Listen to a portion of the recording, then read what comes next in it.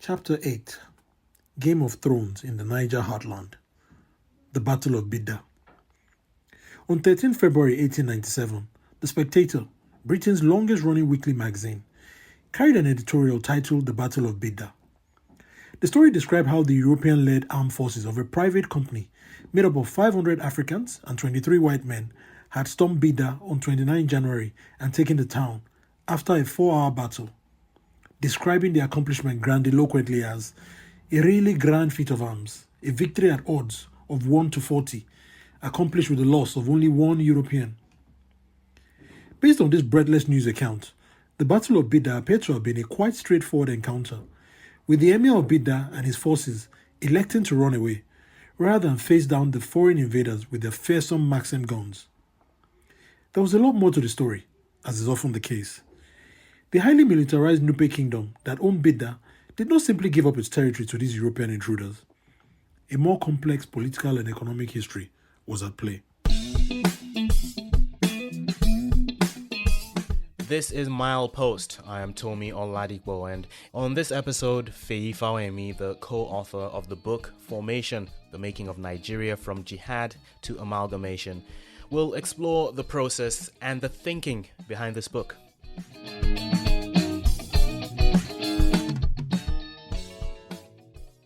Feyi Fawehinmi, thank you for joining me. Thanks for having me, Tomi. Good. So you are in England, right? Yes. Locked down. Yeah, lockdown. We're in lockdown since the beginning of the year, and probably for another month or two to come. We'll see how it goes. Yeah. Would this have been a good time to be writing? Well, I think it's not as good as people think. So, I mean, one thing that suffered for me during the first lockdown was my reading. So I didn't realize how much I'd come to rely on my commute, my daily commute to and from work.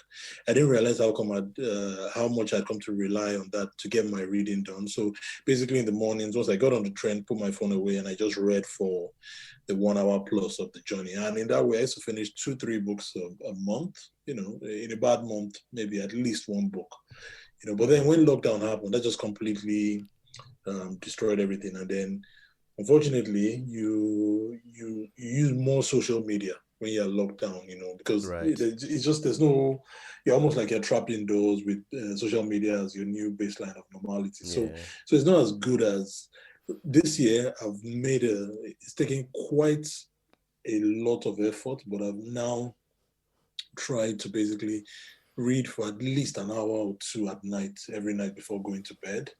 So it just takes a lot of effort to get anything done, even though it appears that you have more time. I mean, I work longer hours now, so I work this week I've had 6 a.m. meetings, 7 a.m. meetings, and you work longer hours, and then you just waste a lot of time, really, really. Right.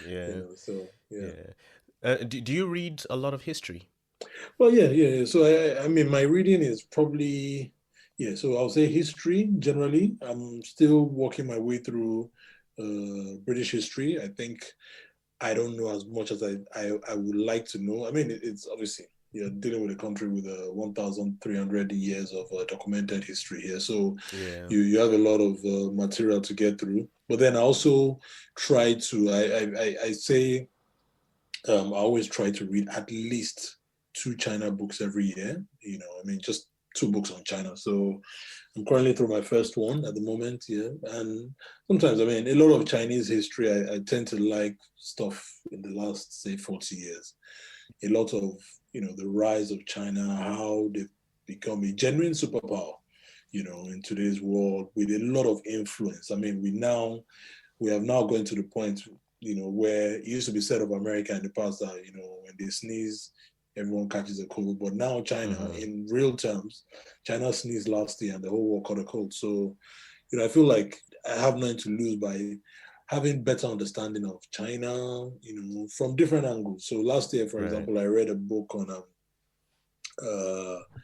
Chinese cooking food, so it was Sichuan, and it was a British author who moved to China, learned the language, everything. And it was quite a very good, interesting book in terms of, even though it was about food, it was also about Chinese history, but just from a different angle.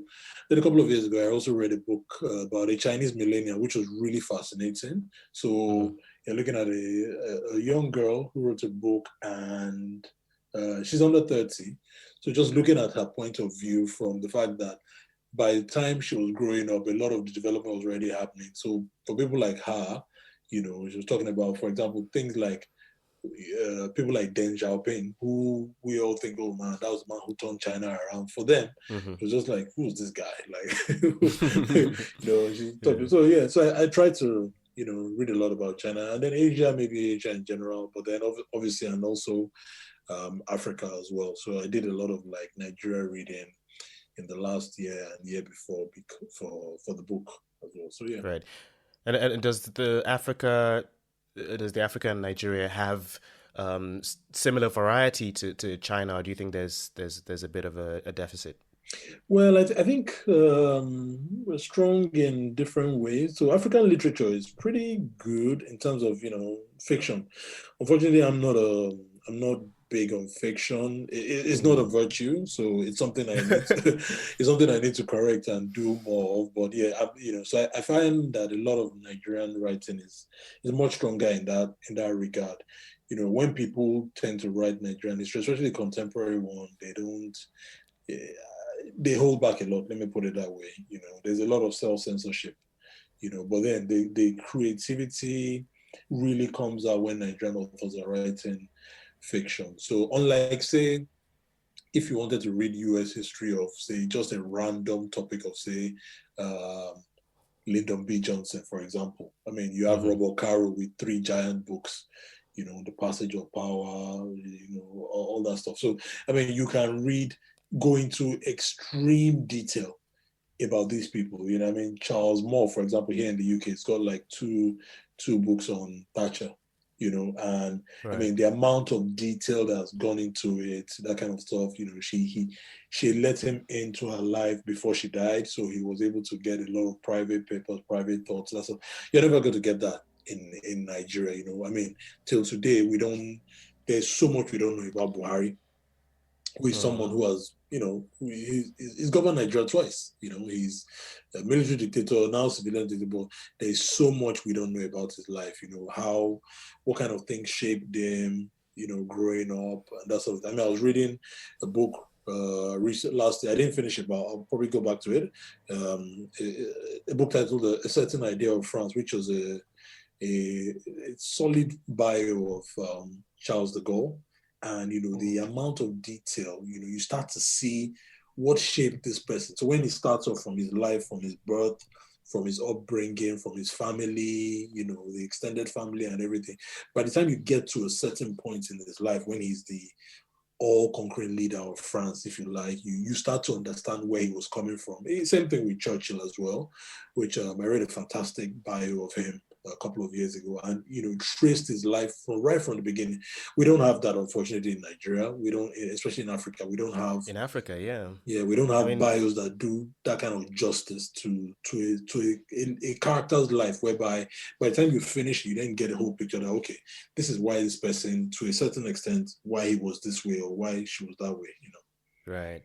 It's interesting you mentioned that, because when you have conversations with people, we talk about, Lumumba and all these people, and the stuff out there is limited. It's still, whoever has the information is the one who tells it, but in a kind of patchy, based on the conversation. We're still having debates about Gaddafi till today. There are not enough books about him. Nigeria's current generation still don't know much about the military rulers, as you say. There is that deficit. I mean, using Lumumba as an example, when you look at it, the actual information about Lumumba that is available is actually very limited.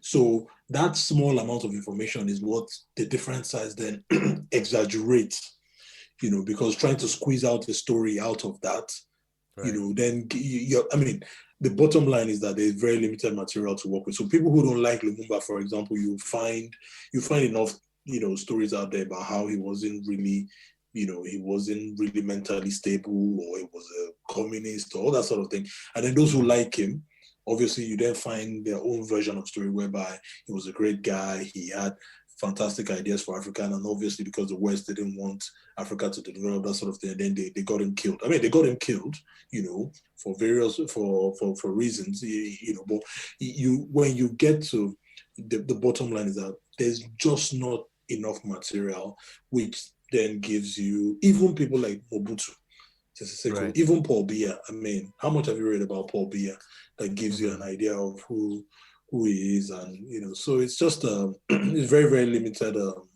material, which is very unfortunate. Yeah. Is that kind of what inspired you and Fola Fagbule to put the work into writing this book, Formation: The Making of Nigeria from Jihad to Amalgamation? Well, in some ways, yes. So one of the things, just to extend the point we're just making, one of the things we tried to do when we had written the book is that after we had finished the manuscript, we then went back and said, look, okay, all of these characters, let's do a second round of digging just to find vignettes about their life. If we can describe them, physical descriptions, and anything we could find. So just to layer on more, because I mean, you're talking about 19th century characters, for example. We don't want a situation whereby somebody is reading about Masaba, Emir Masaba, and it's just somebody, some guy. So what we tried to do was to find whatever additional information we could find. Was this person fair complexion? Was he tall? How did he speak? That sort of thing, just to bring those people to life. So that's one part of it that we wanted to do. To do that kind of thing whereby you start to read about a character and you almost, I mean, our publisher, one of the things she said at the beginning was that she hopes that this book will allow Nigerians to touch history. And I thought I really liked that. So that's one of the things we try to bring these stories again. What we try to do is we tried, I hope we succeeded, but to be as non-judgmental as possible in presenting a lot of characters. We probably, in some cases, couldn't help ourselves, but, one of the things is that you can blame some 19th century Nigerians for the decisions they took, but we hope that we try to convey that sometimes people are making decisions because all the options in front of them are bad. And in that sense, their decision is down to what is the least bad option here. So trying to get people to understand why people made the decisions they made, trying to transport them into that time and to see what they saw. So, I mean, say something like Mungo Park, for example. Right. Mungo Park turns up on the River Niger, and all the accounts we have of that story are written by either taken from his own notes that they managed to salvage, or his co-travelers at the time. But what we try to do is like, okay, let's flip the perspective here. Mungo Park shows up here, he sees some quote unquote natives and all that, but what were the natives seeing? What were the people, the local people, what did they see? And right. We try to describe the story from that angle that you're a local person to the River Niger area, and all of a sudden the boat turns up with a very tall white man and several other white people with guns and ammunition. And, I mean, it's crazy, right? It's crazy. And that, okay, we don't travel up and down this river. Everyone stays in their lane. We don't, right. And all of a sudden this guy is coming. Where is he coming from? What direction is going? How did he get to this point? So we try to flip the perspective quite a bit. Like, for example, after Lugard had conquered Sokoto, the obviously the leadership fled, the Sultan fled, but the person who was left behind, the Waziri, eventually had to do a deal. He had to do a deal with Lugard. And one of the things we try to do is we try to go into the story and, read his own justification of why he did that deal. And just to, it was one of those examples of where there were no good options available. And, you then had to square the circle, if you like, and say, okay, these guys have come. We consider them infidels. They've come, they've taken our land. They have superior weapons. What are we going to do? And right. So I think I hope that we try to do this and bring these stories back for, again, for the current generation of Nigerians to tap into. As you know, we don't teach history in Nigeria. Yeah. We don't teach it Yeah. that well, and there's not that, which means that, and then we have a very young population, so which means that you constantly have to, re-up the stories. Otherwise, a new generation comes and nobody. I mean, we're struggling with Biafra, which was, still 50 years Yeah. ago. Never mind things that happened 200 years ago in the 19th century. Because of the gap, or the knowledge gap, and the lack of variety in terms of accounts, do you think you ended up rewriting or correcting narratives in a sense? Well, we try not to be too on the nose about it. Try not to be too direct or obvious about it. We hope that one of the things is that because we're talking about the 19th century, so 1804, it's pretty much a blank slate for a lot of people. So a lot of young Nigerians, I imagine, will be coming to the story for the first time. So people talk a lot about Lord Lugard, for example, or his girlfriend Flora Shaw. We hope we did justice to that story. We have a whole chapter on Lugard and Flora Shaw, and just basically tracing their motivations, tracing how they grew up, all the kind of things that shaped them. So I think in one sense we were working with a kind of blank slate whereby, because the stories are not well known, a lot of people will hear about them for the first time from us. But then there are also people who know about the story, and we hope that we tried and helped to correct a lot of that. We're not too obvious about. We're not saying, oh, we want to debunk myths. We hope that it is obvious when you read it that actually maybe a few of the things that I know I thought I knew were not the full story.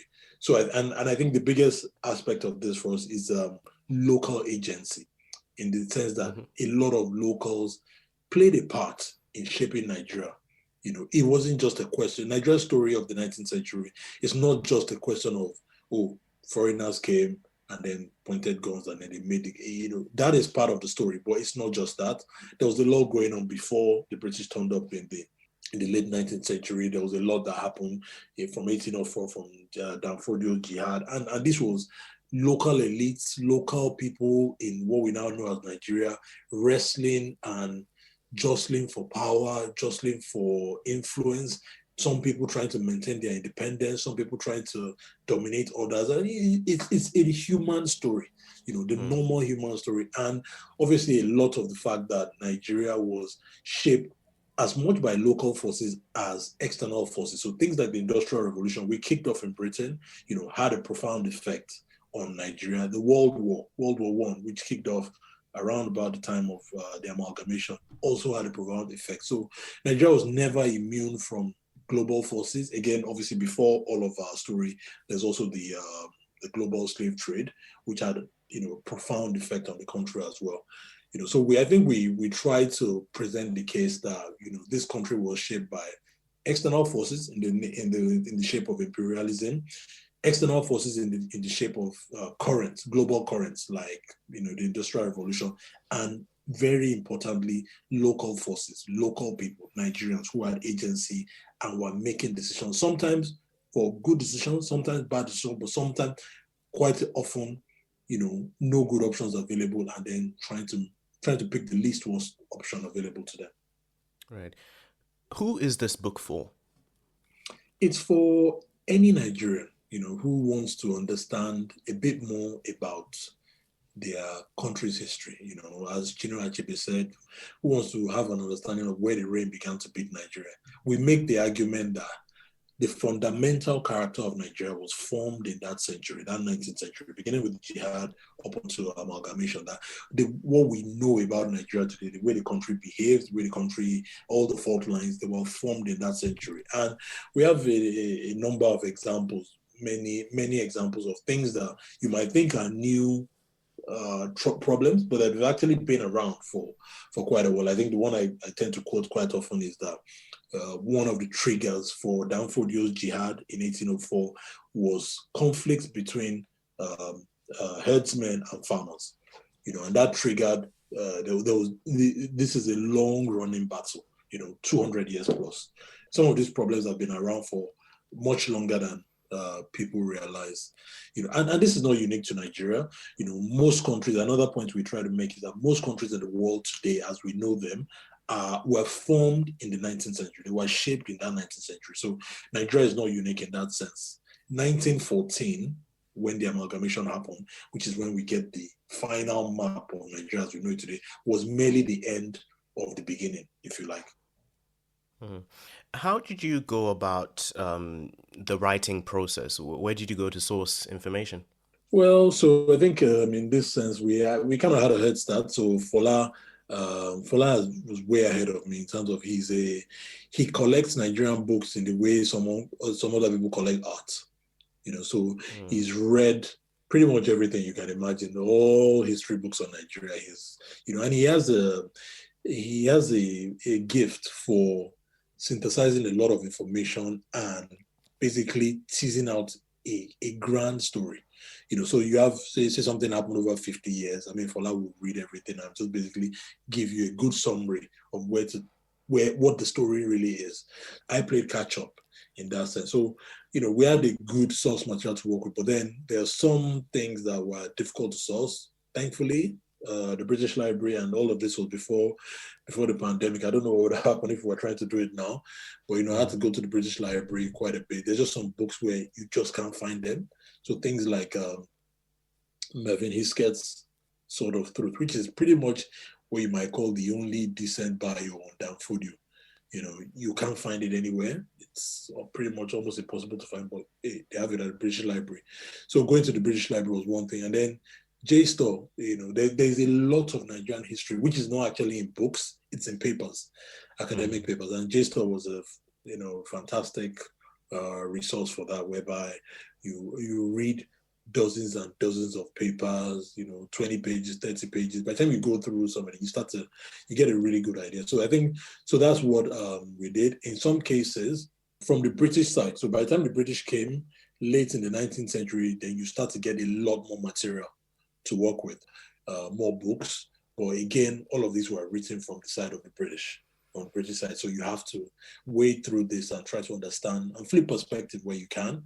For someone like Lugard, for example, Lugard was prolific in getting his own version of history out in there to clog up the narrative, if you like. So he was a very good writer himself. He kept a very detailed diary.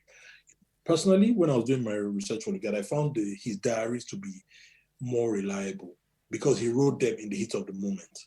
Whereas things like reliable in what sense? In giving terms an account of what accuracy? actually happened. So in telling an account of what happened. So when you want to try and understand, say, what happened when he was in Nigeria at this point in time, you can go through his diary, read what he wrote right in the heat of the moment, and you can get a general sense, a good idea of what is after he had retired from Nigeria and he came back to London, he wrote books as well. He was just trying to burnish his image. There are people who hated Lugard and they wrote books about what he did or things. And then there were people who he was a Marmite kind of guy, in between all of this source material, the people who hated Lugard, the people who liked Lugard, what he himself wrote. By the time you combine all of them, you get a decent picture to be able to tell a story that we hope is fair and balanced. Okay. Neither you nor Fola is a trained historian, but you've sort of taken this burden upon yourselves to come out and write this story because of a gap in Nigerian history. Why do you think history is overlooked? Well, I think going back to the point, so just before and right after independence in Nigeria produced a crop of fantastic historians, right? Which I say, I mean, these were not just Nigerians, they were world-class historians who happened to be Nigerians. So you have people like J.F. Adeajayi, Kenneth Dike, just to name two. These guys did incredible amount of work in terms of digging up information, and constructing stories. So at that point in time, we had this crop of historians who were, writing and documenting Nigerian history from the Nigerian perspective. And, to make the point again, you could have taken them out of Nigeria, dumped them in any country, and they'll be world-class historians in that country. So they were not just, they were not quote unquote local champions. They were solid historians. So that's the sort of supply side. So that supply side of history was okay in terms of people producing history. But then the demand side failed because we don't teach history and we tend to have a tendency, especially with the coming of the military, with all the atrocities they committed and all that, they tended to want to bury stuff. So killing history. And so the demand side suffered in the sense that we're not teaching history, and we actively discourage and clamp down on people looking too closely at things. So you have like the whole Civil War, for example. People write, because they want to change the narrative, not necessarily writing to tell the truth. So you have all these accounts of the Civil War whereby you have to read all of them just to get to what is an accurate story. Is better than nothing, but we kill that demand side of history whereby not teaching children, not teaching students how to inquire of their own history. So after that crop of world-class historians that we produced immediately after the independence period, we have suffered lately in terms of having that quality of historian. Now, I'm not saying that Fola and I are stepping into that gap. I think one of the things we are pains to state every time is that we're not historians. We want to tell a story. That's what it is, and we have to obviously stand on the shoulders of a lot of historians I mentioned who have done a lot of that work. But I think what we think that we might be able to do, or what we think we might be able to add to the story, is that we can speak to maybe a younger generation a bit better. Maybe we can communicate with the younger generation a bit better than your average historian or normal or regular historian might do, where we try not to write in a very academic manner at all. We paint portraits of people and events, and we hope that in our own small way, if that is one of the things that we achieve from the book, then I think we would have been quietly successful. On a broader scale, what does knowing history do? What have you seen that do, for example, elsewhere that you think it needs to be achieved or needs to be built up in Nigeria and in Africa? Well, I'll use myself as an example. So I moved to the UK, for example, in 2004. And to be honest, for my first 4 or 5 years here, I was physically in the UK, but like many Nigerians, my mind or my spirit was probably elsewhere. I was very involved in Nigeria commentary, that sort of thing. But then I made a conscious decision that, what, I live here. Maybe why don't I try to know more about this country? And I always say one of the books that changed my relationship with the country was a book by Robert Tomi, which we quote in Formation. It's called The English and Their History, which is a 1,300-year sweep of the country's history. And it changed so many things. I live in a part of Hertfordshire, yeah, and there's a train station I pass every time. Literally every day, just a couple of train stations away from me. I was when reading that book, and I didn't realize that actually, there was there's this pub that's just down the road, and it was the site of one of the plots against the king, which was it made its way into history called the Rye House plot.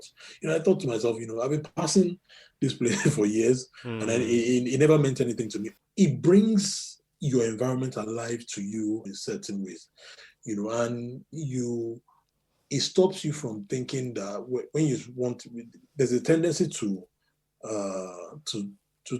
to get into the habit of thinking that, oh, this has never happened before, this is unprecedented, we've never seen this kind of thing before. But history kind of it calms you down in a way to know that actually this is not something new. This is, and how was it solved in the past, or what are the lessons we can learn from it? So, there's a saying I like that the mind, once expanded to a certain point, can never go back to its original size. So I think learning history is one of those things that can open up your mind in ways that are pretty beneficial and helps to bring your environment alive to you in new and different ways. How should this book be read? I think we think it's an easy read. We think, you probably maybe want to stop and Google some stuff while you're doing, but we hope that, it can be read easily in terms of, you pick it up and then just go into the whole story, chapter by chapter. The chapters are supposed to be standalone, but the story kind of flows. So it's non-linear, but it's kind of chronological in some sense, in the sense that some things happen, around about the same time, but they're in different chapters. But then, so we hope that it's in the first instance, we hope that it's an easy read, that anyone can read it and enjoy it. And we hope that you laugh at some things. Some things might annoy you. Ultimately, we hope that it makes you think, and it challenges you. Right. This book is published under Cassava Republic. What did you learn about the whole publishing process? Because this is your first book. Yeah. Publishing it's an interesting business. I think I came to appreciate Cassava Republic as a small publishing house. They're a small publishing house, and they are able to appreciate a story in a way that if we were still chasing maybe Penguin or Random House or one of all those other people, selling the story to them would have taken quite a bit because, you're probably trying to sell the story to a British person, British editor, or somebody who is in charge of the acquisitions, who might know, who probably doesn't know much about Nigerian history. So you have to then, how do you then present this story to them? How do you sell it to them? And that would take quite a while. But Cassava Republic, BB, she read that's the publisher. She read. We sent her two Bibi chapters. Bakari Yusuf. Yeah, Bibi Bakari Yusuf. We sent her two chapters, and straight up, she said, "We're taking this." This is so obviously that is the kind of thing that would not easily happen in the same way, except you run into, say, maybe someone at Penguin House who knows Nigerian history very, very well, and then they read this and say, "Oh, this is definitely good. We're taking this up." So I think, in that sense, Cassava Republic is performing a role that is so essential but underrated, in the sense that giving a lot of African voices, getting them to the market quicker. And they've moved very quickly with us. I mean, they tell us that Formation is the fastest they've ever had to get a book out to market, because we said we'll do everything from our own part if we could get the book out in Nigeria in time for Nigeria's 60th independence anniversary last year. We didn't quite make it, but they put in a superhuman effort and to get the book to at least Nigeria first. And again, it's only just come out here in the UK a couple of weeks ago, and North America is not happening until May. But they did quite a lot of heavy lifting, and all of this through the pandemic. As we speak to you today, we haven't actually sat down physically with BB. Fola and I haven't sat down with BB or met the people from Cassava Republic in person. It's all been over.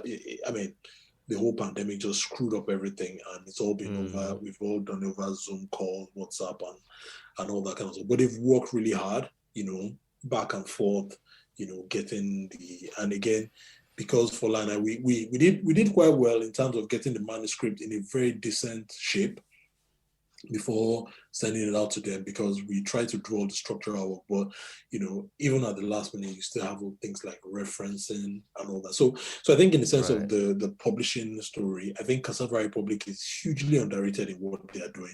They are based here in the UK, so they are effectively a small global publisher who can then bring African voices to the world. So we may have gone to a Nigerian publisher, for example, who might have been able to distribute in Nigeria, but then they would then struggle and need to get the book out here in the UK or Europe and America. But Cassava Republic have a global network, so we've been able to. So it's been quite an interesting thing. We did our writing, and unfortunately, a lot of the publicity that we had planned to do hasn't really happened because of that. But slowly it's happening. We're getting how are you doing the publicity instead of just online? Unfortunately, calls, online. I mean, where things like book signings. I mean, we would have done something at Waterstones, for example, in London physically, but unfortunately, all of that. So we are restricted to online podcasts like this, or Zoom sessions with different people. So hopefully, we hope that at least before the end of the year, pandemic is over, we'll be able to do stuff in Nigeria. A lot of people have been asking that, when are you going to sign the books for us? Hope we can do that. And then as well, and we would really like to do a push in America as well. But we'll see how it goes, unfortunately. Okay. All the best with that. Where can we find more of your thinking if we're to follow you on the socials? Yeah, social media. So you can follow Fola and I on social media. He's Fola Fagbule, I'm double F. I used to blog quite a bit. I don't blog that much anymore. I think I haven't really blogged anything much in the last couple of years, but we hope that we'll be able to do more op-eds for formation in the coming years. Maybe we'll try and bring history to a topical issue, and and try to shed light on what we know going forward. So yeah, but for now, we're happy to do any kind of event, podcast, speak to a small group of people, book reading clubs. We're happy to talk to people if anyone wants to have us. Great. I hope people take that up. Feyi Fawehinmi, thank you very much for your time. Thank you, Tomi, for having me. A pleasure. So the book Formation, The Making of Nigeria from Jihad to Amalgamation by Feyi Fawehinmi and Fola Fagbule. It's published by Cassava Republic. That's been the conversation on this episode of Milepost. I am Tomi Oladipo, and until the next one, cheers.